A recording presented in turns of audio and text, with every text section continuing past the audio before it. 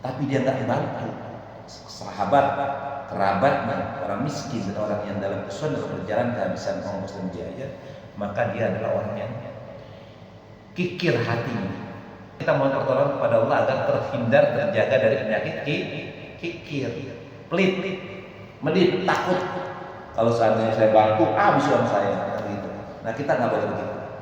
Jadi satu, kalau kita ada dan kita mampu, maka wajib kita membantu saudara kita, membantu orang-orang miskin, membantu orang yang dalam perjalanan. Kalau kita memiliki kemampuan. Tetapi kalau kita tidak memiliki kemampuan dan kita sangat ingin membantu sebenarnya, maka ucapkanlah kepada mereka ucapan yang lemah lembut, qaulan maysura.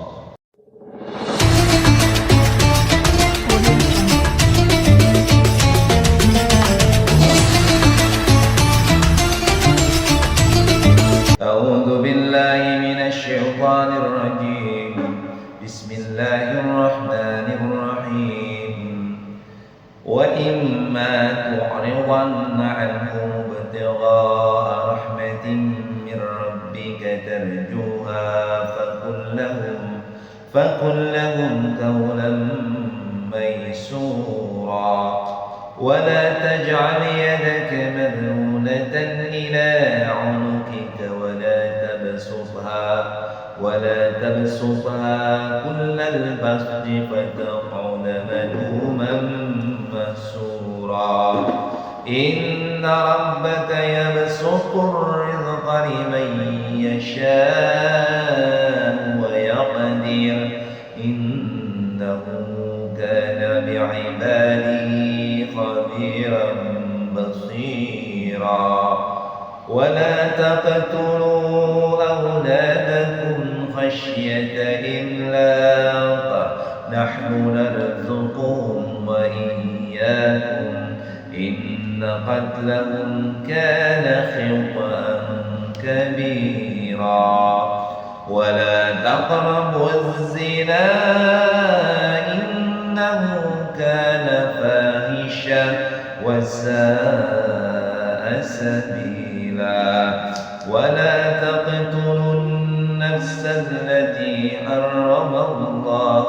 إلا بالحق ومن قتل مظلوما فقد جعلنا لوليه سلطانا فلا يسرف في القتل إنه كان منصورا ولا تقربوا مال اليتيم إلا بالتي هي أحسن حتى يبلغ أشده وأوفوا بالعهد إن العهد كان مسؤولا وأوفوا الكيل إذا كلتم وزنوا بالقسطاس المستقيم ذلك خير وأحسن تأويلا ولا تقف ما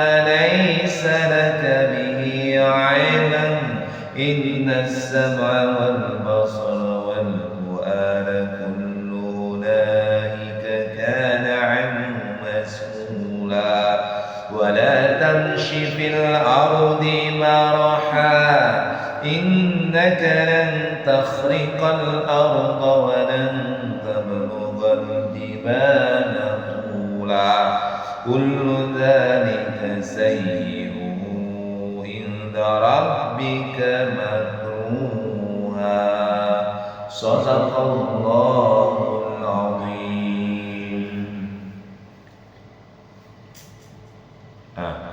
Untuk jelasan ayat 28-nya, mulai sedikit di ayat ke-26 ya. Jadi Allah merintahkan kepada kita untuk memberikan haknya kepada karib kerabat, untuk memberikan hak karib kerabat gitu ya. Jadi kata Allah, dan berikanlah kepada kerabat dekat, kepada orang miskin dan kepada ibnu sabil haknya. Jangan berlebih-lebihan atau menghamburkan hartamu secara boros. Ada tiga nih yang jadi penekanan dalam ayat ke-26 itu, bahwa berikanlah karib kerabat. Misalnya gini, karib kerabat itu kita kan sebagai saudara, terhadap saudaranya kan ada haknya. Bisa apa haknya? Misalnya kalau dalam masalah waris ada yang namanya asoba, sisa, atau ketika kita membagikan warisan itu kan hadir karib kerabat, saudara-saudara semuanya kan. Ada yang dapat waris, ada yang tidak. Maka kepada saudara-saudara yang hadir yang tidak mendapatkan waris harus kasih juga. Itu namanya ya kasihlah seikhlasnya. Misalnya kalau masing-masing dapat 100 juta, anaknya ada, hak ahli warisnya ada 10 orang, sedang ada 10 orang lagi yang akan mendapatkan itu, maka berikan dengan keikhlasan kita. Misalnya kalau 100 juta, ya kasihlah secara kolektif, ada 10 orang itu masing-masing 1 juta keluarin. Jadi satu orang dapat 1 juta, misalnya begitu, misal. Jadi berikan haknya karib kerabat. Baik yang itu memang sesuatu yang memang haknya 100%, jadi ada haknya itu. Haknya itu diantaranya itu kita sebagai saudara harus membantu saudaranya. Dan berikan juga haknya orang miskin. Ada zakat, ada infak, ada sedekah, ada 2,5%. Jadi tetap pada saudara itu harus 2,5% minimal diserahkan dalam bentuk apakah kita mendapatkan nikmat dari Allah, misalnya kita gaji kita, bonus kita atau lain sebagainya, maka sisihkan sebagian dari harta kita untuk saudara dan orang miskin, dan juga orang yang dalam perjalanan. Ibnu Sabil, yang orang melakukan perjalanan dalam rangka jihad. Misalnya dia perjalanan dari pamannya, orang yang berjalan dari Banten ke kita untuk berdakwah, berikan.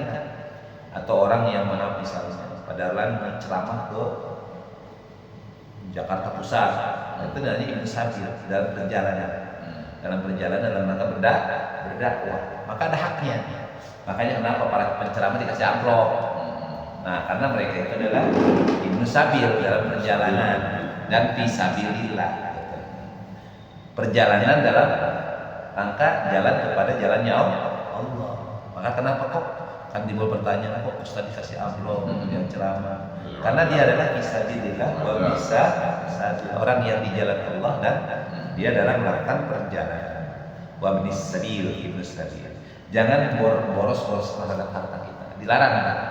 Karena apa boros dilarang atau menghambur-hamburkan harta itu dilarang? Karena boros atau menghambur-hamburkan harta itu adalah perbuatan yang dia termasuk saudara daripada setan. Saudaranya setan, orang-orang yang menghambur-hamburkan harta.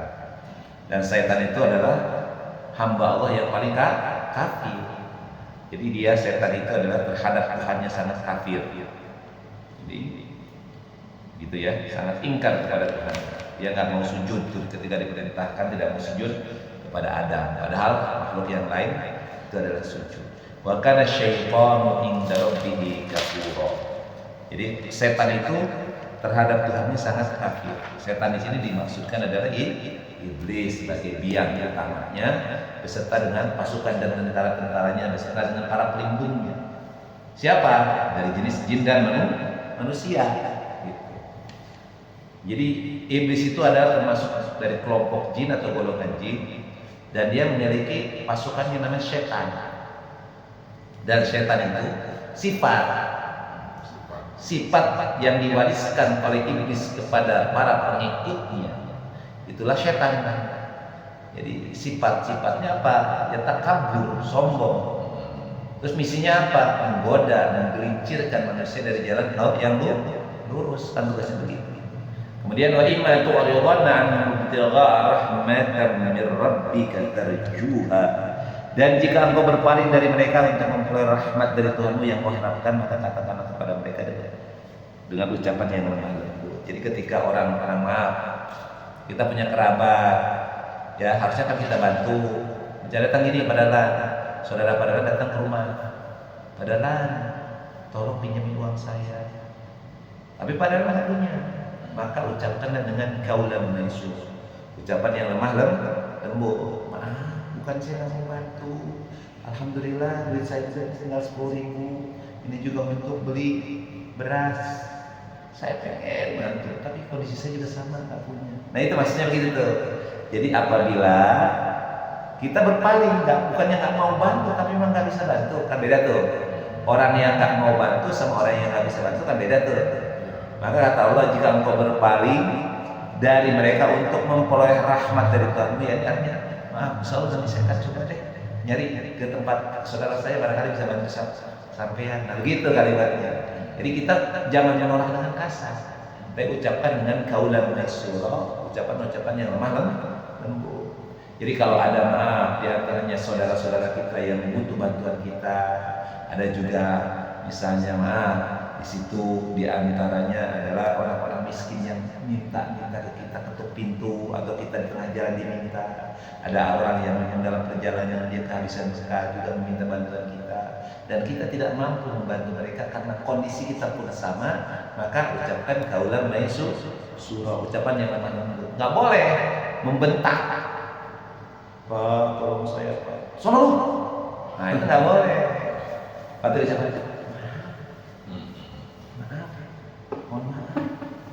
mohon maaf bukan karena nggak mau ngasih. Kadang-kadang orang kan maaf ya, padahal dia banyak duitnya, ya kan, maaf ya. Atau ada maaf yang minta atau pintu dia, bu sedekahnya yang banyak, maaf, wah itu nggak boleh. Ketika kita, kalau memang kita tidak memiliki, maka ucapkan, mohon maaf, saya tidak bisa bantu hari ini, gitu. Dan memang kita tidak bisa bantu. Tapi kalau kita bisa bantu katanya mendidikan, kita orang yang paling kikir.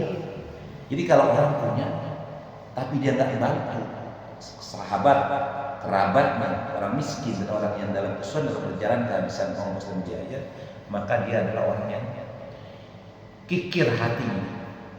Orang kikir itu gitu. Maka kalau udah kikir itu penyakit. Maka kita mohon pertolongan kepada Allah agar terhindar, terjaga dari penyakit kikir, pelit, medit, takut. Kalau seandainya saya bantu, habis uang saya, gitu.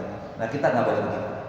Jadi satu, kalau kita ada dan kita mampu, maka wajib kita membantu saudara kita, membantu orang-orang miskin, membantu orang yang dalam perjalanan. Kalau kita memiliki kemampuan.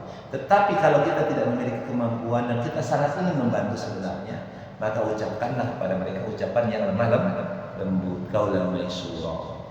Wala taj'al yadaka maghlulatan ila unuqik wala tabsutha kullal basti fataqud maluman mahsura.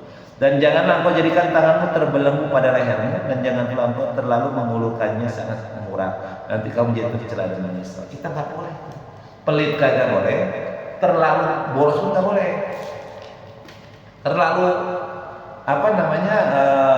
mengulurkan tangan kita terlalu pemurah tuh nggak boleh juga. Misalnya mana ini orang miskin tiap hari ke rumah, tiap hari aja. Nah kita pun nggak boleh kemudian harus terus ngasih. Tapi kita ucapkan, tanya kenapa kok ngemis rumah nggak ada pekerjaan saya? Ini daripada sampai jadi pengemis, ini kan dijual barang saya. Nah gitu. Tapi tetap dengan ucapan yang lemah lembut. Tetapi kita nggak boleh tiap hari gitu. Ketika saudara kita kesusahan, tiap hari datang ke kita bantu terus, nanti ngelunjak, keenakan gitu. Kalau pengemis kan sifatnya begitu manusia kan. Manusia itu kalau dibiarkan melakukan suatu kesalahan atau suatu hal yang dilakukan, maka kan diulang dan menyatakan perbuatan benar. Untuk gini, maaf misalnya. Orang yang bangun rumah di pinggir jalan, yang itu kan nggak boleh. Bangun bangunan, bangun gedung. Awal-awalnya dia nggak bangun dulu tempat. Kan awalnya cuma dia mangkal di situ. Contoh-contoh yang dari depan misalnya masih jauh-jauh. Pertama kan mangkal pakai gerobak. Nanti gerobaknya kecil dulu, nanti lama-lama dibiarin mulai besar dia, mulai berani pasang kelapa, ya kan, mulai pakai tenda aja. Nanti kalau dibiarkan lagi bukan tenda lagi, dibangun sama dia.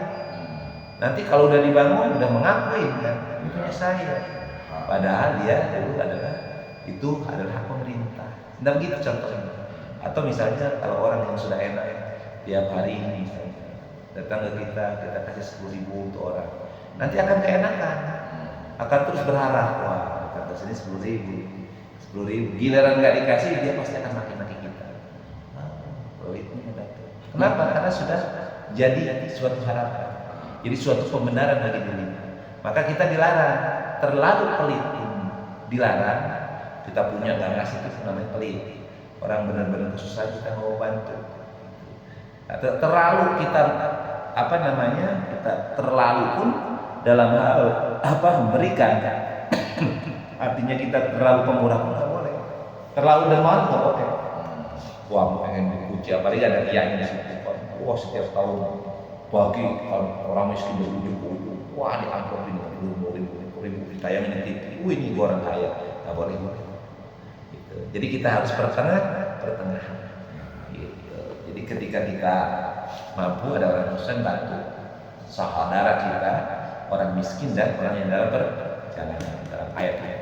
Kemudian inna rabbaka ia bersyukur rizqa liman yasha'u wa yaqdir. Sesungguhnya Tuhanmu yakni Allah, Dia melapangkan rezeki bagi yang dikehendaki dan begitu pun Dia menyempitkan. Jadi lapang dan sempitnya rezeki itu atas kehendak Allah. Ini kenapa sih saya sudah bekerja tapi kok sepi banget? Pekerjaan saya nih, dagangan saya nggak laku-laku. Nah itu maksudnya begitu. Tapi ada orang juga baru dagang sebentar, tiba-tiba langsung ramai pembelinya, gitu kan? Ada anak aneh tuh, ada dua tempat yang berdekatan, yang bahkan berseberangan, yang satu ramai, yang satu sepi, ya kan? Wah dukun nih, dukun kan kadang-kadang begitu pikirannya. Wah ini gue didukunin jadi sepi di tempat gue. Nah jangan begitu. Kenapa? Karena lapang dan sempitnya rezeki itu adalah kehendak Allah. Ya mungkin orang nggak mau beli di kita harus introspeksi. Oh kenapa nggak mau dibeli kita? Oh ternyata produk kita kurang bagus. Gitu. Kan kadang-kadang ada toko makanan tuh kan, misalnya yang satu nasi uduk sini, yang satu nasi uduk di depan, yang ramai kalau di sini aja yang sepi. Nah nggak boleh kita langsung kemudian menjas, menghukumi wah ini dukun nih, wah di ini nih gua didukun nih, nggak boleh.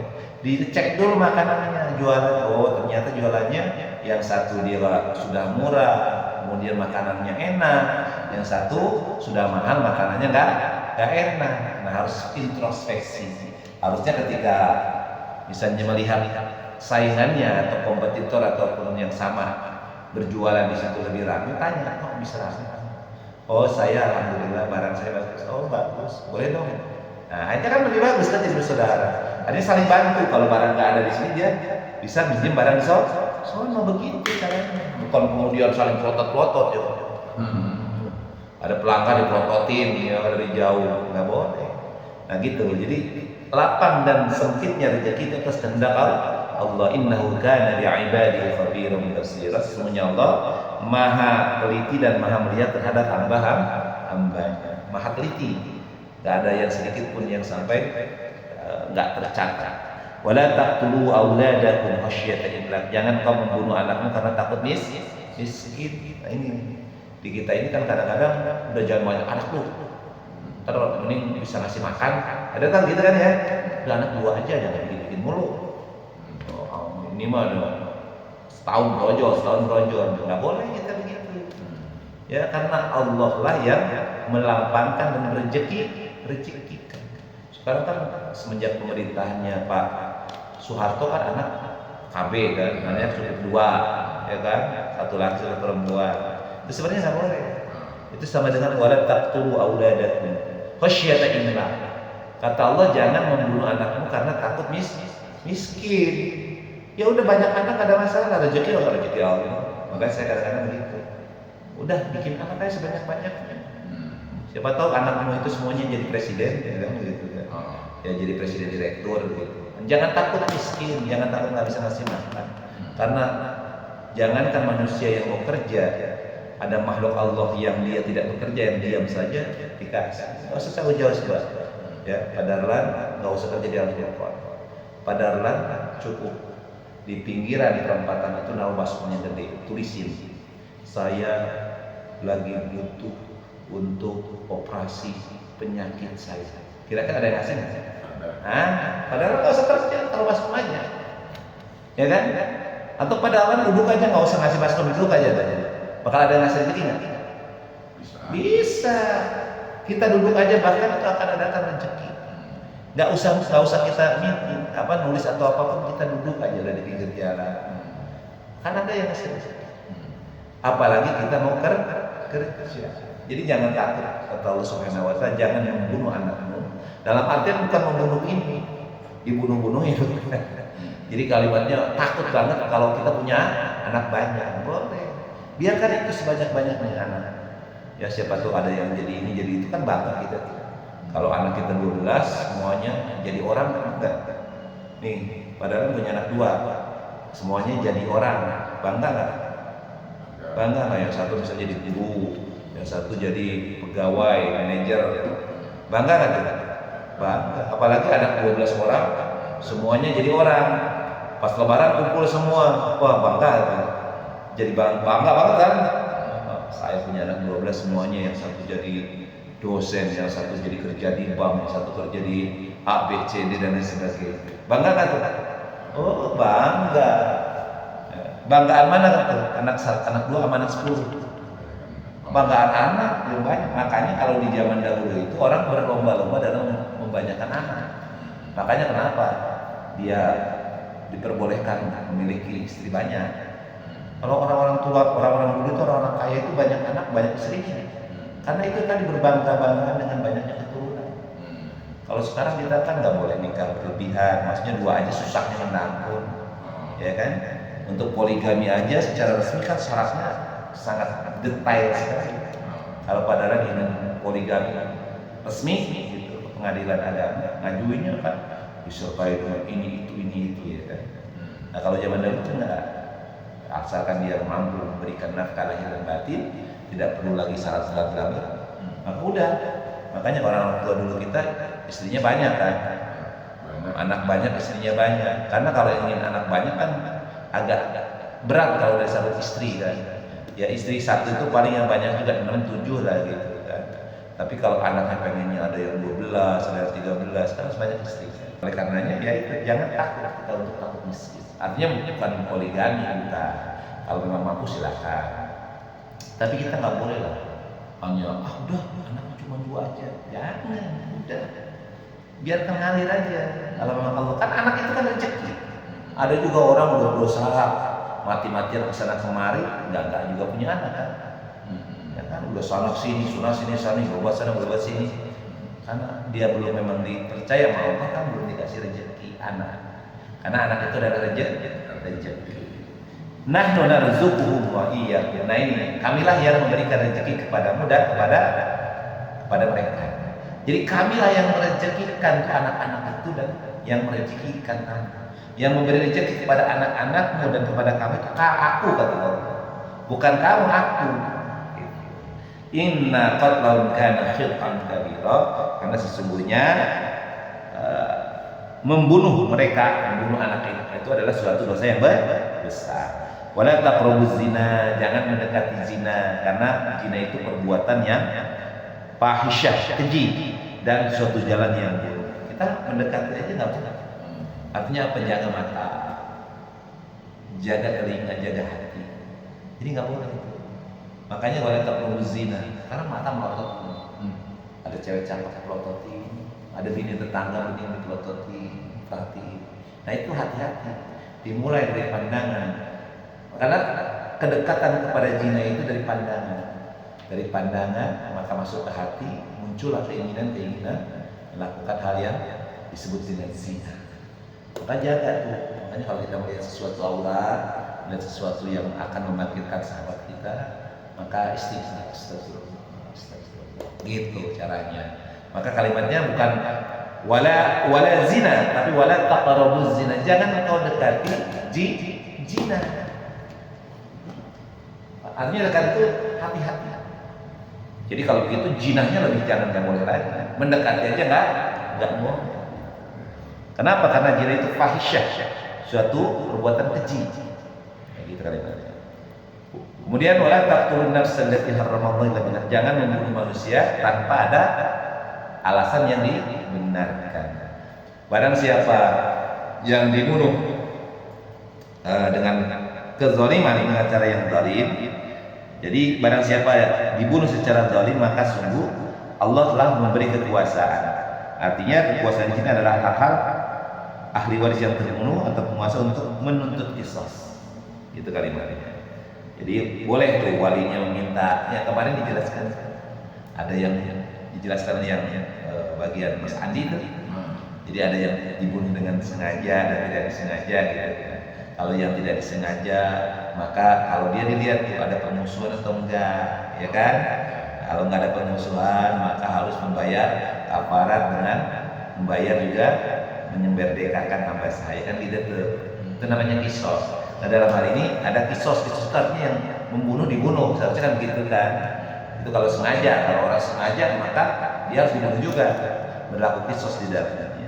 Kemudian maka boleh meminta tebusan keluarga atau ahli warisnya atau melalui pengadilan. Innahu kana mansura, karena sesungguhnya dia adalah orang yang mendapat pertolongan. Wala taqrabu malal yatim illa billati hiya ahsan. Maka jangan kau dekati harta anak yatim kecuali dengan cara yang baik sampai anak yatim itu menjadi dewasa. Jadi kalimatnya gini, hati-hati dengan harta anak yatim. Ketika kita diwariskan atau diwasiatkan untuk menjadi kafala anak yatim, maka jangan hati-hati, jangan sampai memakan harta anak yatim. Misalnya padahal dititipi keponakan dari adik padaran atau dari kakak padaran, dia kan punya harta lah, misalnya kebun sawah rumah, maka hati-hati jangan sampai kemudian kita memakan harta anak yatim itu dengan cara yang zalim. Boleh nggak kita memakan? Kalau memang diperlukan boleh, tapi tidak berlebihan. Misalnya kita memang orang yang miskin, ya nggak punya apa-apa, ya udah boleh kita ngambil harta anak yatim misalnya dari hasil kebunnya, gitu. Tapi nggak boleh berlebihan, karena itu haknya anak yatim. Maka nanti ketika dewasa serahkan daripada harta anak yatim itu kepada mereka. Ketika sudah balik itu pada usia ya pernikahan. Ketika mereka sudah siap menikah, ya sudah siap, sudah menjadi dewasa itu kan cenderung kan menikah ya. Maka belikan harta mereka. Ini kan kalau sekarang sudah punya keluarga, maka nih saya kebetulan dulu diwasiatkan untuk menjaga hartamu nih. Sekarang saya kembalikan hartamu. Ketika mereka sudah balik, sudah dewasa. Kemudian penuhi janji, sesungguhnya pemenuhan janji itu janji itu akan ditanyai. Artinya ketika kita berjanji untuk menjadi kafala yang bertanggung jawab terhadap anak yatim dan hartanya, maka kata Allah penuhi janji. Karena setiap janji itu akan dipintai pertanggungjawaban.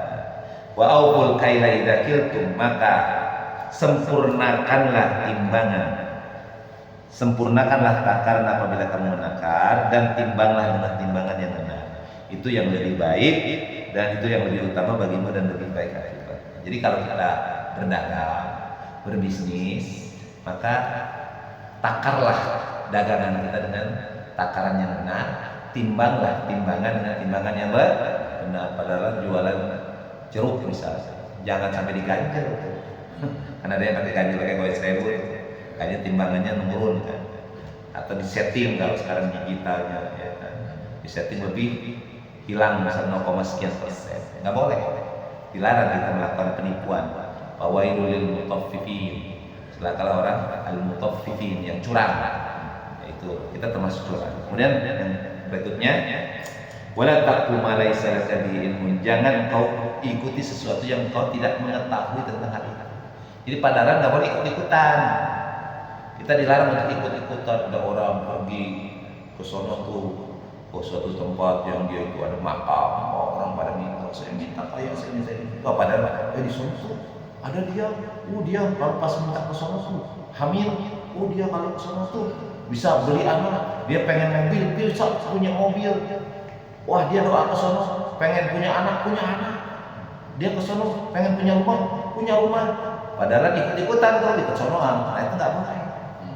Kita nggak boleh mengikuti sesuatu yang kita nggak tahu asal-muasalnya, nggak tahu sejarahnya, nggak tahu kenapa dan bagaimana, gitu ya. Nah, itu kalau pada mengikuti orang itu harus sesuatu yang padahal nggak tahu. Jadi wala taqfu ma laysa laka bihi ilmun, jangan kamu mengikuti sesuatu yang tidak kamu ketahui. Inna sam'a wal basar wal fuad, karena pendengaran, penglihatan dan hati semua akan dimintai pertanggungjawaban. Ditanya nanti terakhir, wala tamshi fil ardi maraha, jangan kau berjalan di bumi ini dengan sombong. Jadi nggak boleh tuh itu tantang petenteng, aku nih gagah, aku nih kaya, aku nih jagoan, nggak boleh. Jadi jangan kita berjalan dengan kaum ini dengan sombong. Innaka lan takhriqal arda wa lan tablughal jibala tula. Karena sesombong-sombongnya engkau tidak akan dapat menembus bumi dan tidak akan mampu menjulang setinggi gunung. Jadi kesombongnya manusia juga bisa nggak tembus bumi itu lapis 7? Bisa nggak? Kan dia harus setinggi gunung kan? Enggak. Itu kata Allah Subhanahu Wa Taala. Naik ke gunung aja ngek-ngekan kan sambil berjam-jam hari-hari gitu kan. Jadi jangan sombong dulu. Suruh naik ke gunung aja. Bisanya padahal cuma gunung yang lain. Gunung beneran mah mengek ya kan. Kemudian terakhir kullu dzalika kana sayyi'uhu inda rabbika makruha. Semua itu yakni semua larangan yang disebut pada ayat di atas tadi, kejahatan sangat dibenci di Tuhan. Jadi yang disebut kejahatan yang dibenci oleh Allah Subhanahu wa taala itu di antaranya yang pertama adalah membunuh anak takut miskin. Ya, nggak boleh itu dengan berbagai macam hal gitu.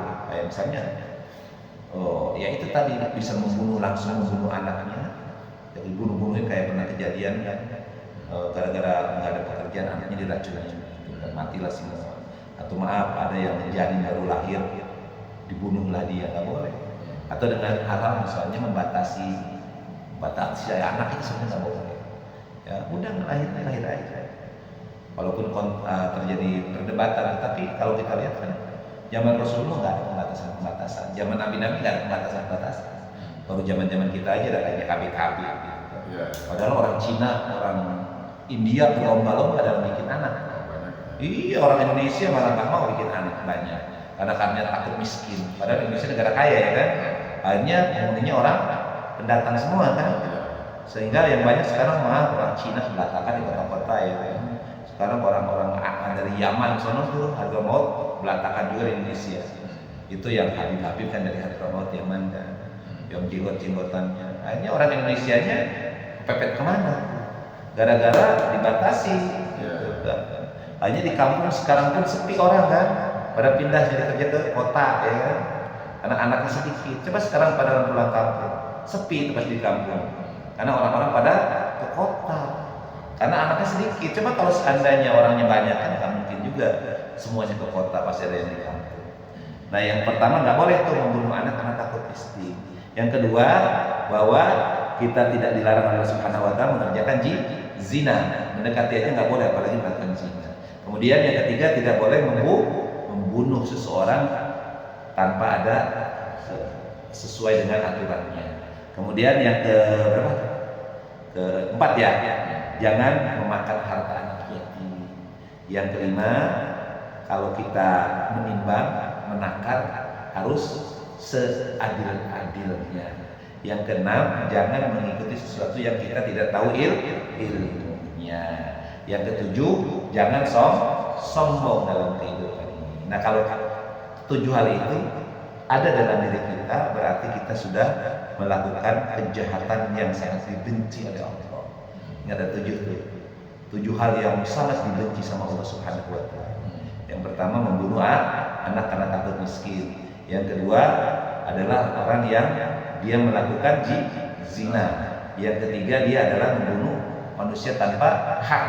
Yang keempat adalah orang yang dia memakan harta anak yatim. Yang kelima adalah yang menimbang curang. Yang keenam adalah yang mengikuti sesuatu tanpa ada ilmunya. Yang ketujuh adalah orang yang sombong dalam kehidupan dunia. Nah, ketujuh karakter ini atau ketujuh orang yang seperti ini itu dibenci sama Allah Subhanahu wa taala. Jelas ya? Shadaqallahul azim. Alhamdulillah.